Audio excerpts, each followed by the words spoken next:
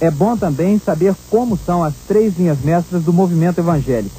Os históricos são representados no Brasil pelas igrejas presbiteriana, batista e luterana. Os cultos são completamente desprovidos de elementos místicos. Eles se limitam à leitura do evangelho e à realização de orações. Os pentecostais, que acreditam estar dotados de poderes para expulsar o diabo e curar doenças, formam o maior dos rebanhos. Eles são representados principalmente pelas igrejas Assembleia de Deus, a maior de todas, e pela Brasil para Cristo. De uma dissidência do movimento pentecostal, nasceu o neopentecostalismo, cujo melhor representante é a Igreja Universal do Reino de Deus, a que mais cresce.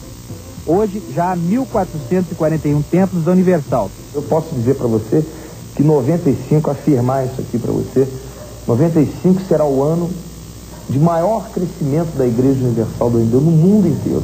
Eu posso te afirmar isso. Será o ano de maior crescimento da Igreja Universal do Reino de Deus no mundo inteiro, porque isso está determinado, e determinado em nome de Jesus. O melhor dos púlpitos e também o principal responsável pelo boom evangélico é a televisão. Com raras exceções, hoje todo dono de igreja busca concentrar esforços em agressivas estratégias de mídia.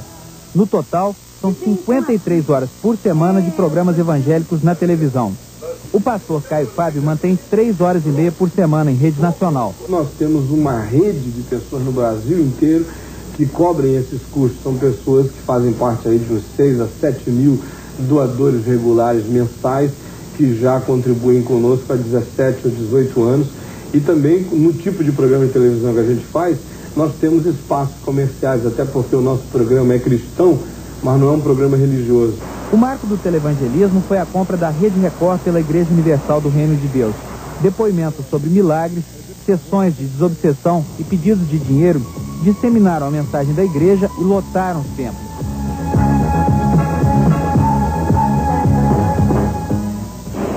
Púlpitos e empresas de comunicação acabaram se transformando em falantes políticos. E os 35 milhões de evangélicos conseguiram eleger uma bancada de 36 deputados federais. É uma bancada respeitável, pelo menos do ponto de vista numérico, porque em matéria de comportamento político, ela parece estar sempre longe dos preceitos cristãos. Os deputados da famosa bancada evangélica se pautam quase sempre por um comportamento fisiológico e corporativista.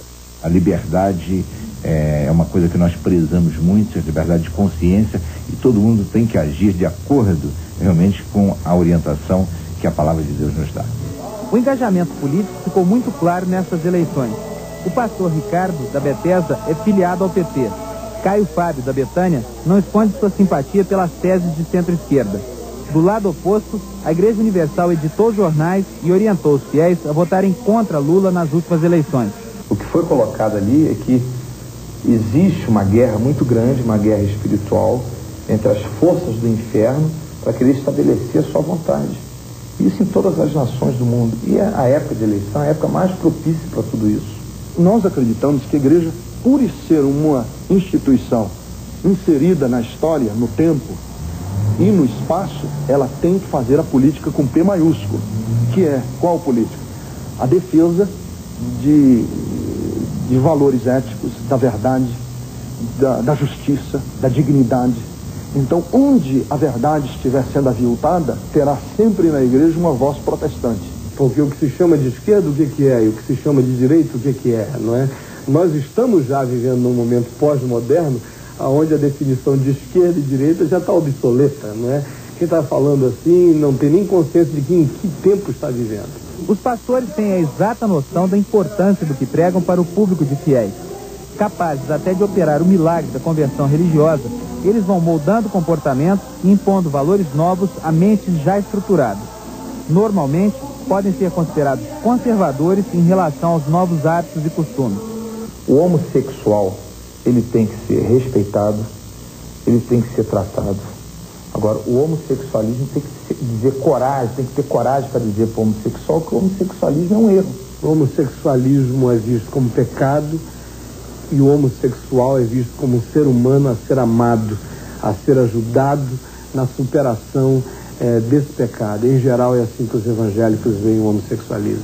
Embora não pareçam, esses jovens não estão propriamente adequados ao estilo de vida da maioria dos jovens da idade deles. Mesmo ressaltando que não são fanáticos religiosos, Eles seguem à risca alguns postulados, entre os quais aqueles que os obrigam à negação do prazer. Eu oro, entende? Para me controlar, eu preciso da ajuda de Deus, porque por mim mesmo tem coisas que eu não consigo. Eu sou humana, eu sou como igual a qualquer menina. A natureza é igual, o organismo é igual, tudo é igual. Agora, se a carne está chegando num ponto que vai começar a atrapalhar, precisa de auxílio de Deus, de Jesus, assim, me ajudar mesmo, dar força. Você é casado, não? Não, noivo. Isso quer dizer que você é virgem? Isso. É mesmo? Sou mesmo. Tem certeza? Absoluta. Por quê? Opção. Opção e de acordo com a Bíblia, né? A gente tem que aguardar o momento certo, depois do casamento. Né?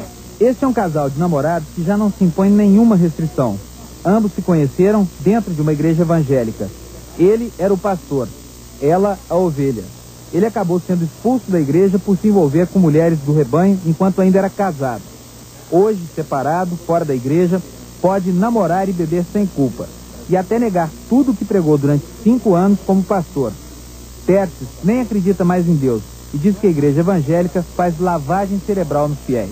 Não nas igrejas que eu participei, porque eu venho de uma família presbiteriana independente, que é uma igreja tradicional. Mas se você percorrer as igrejas pentecostais, avivalistas, neopentecostais, talvez até essas recentes de expulsão, de cura divina, isso realmente acontece. É uma manipulação de massa. Então, com uma batida de pé no chão, as pessoas caem. Recentemente veio ao Brasil um rapaz, um teólogo, um missionário norte-americano que derrubava as pessoas. Ele lotou estádios em São Paulo, em Londrina, e era exatamente isso que acontecia. Ele manipulava o ritual. Então ele assoprava, as pessoas caíam na frente dele. É uma coisa de louco, é uma, psicopatia.